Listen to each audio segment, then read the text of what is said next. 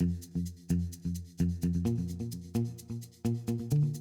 everyone, today we're making a delicious miso bibimbap using pretty much whatever vegetables you might have on hand. So let's get cooking!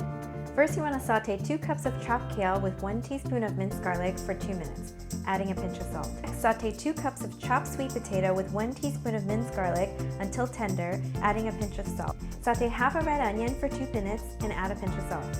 For the mushrooms, mix together 1 tablespoon of soy, 1 teaspoon of minced garlic, 2 teaspoons of sugar, 1 teaspoon of sesame oil, and pour it over 2 cups of sliced shiitake mushrooms and cook for 2 minutes. Saute 2 cups of chopped kimchi with the brine in 2 tablespoons of butter, then add 1 tablespoon of sesame oil. Remove as much excess moisture as possible and then cube up your tofu and then brown on all sides, adding another pinch of salt.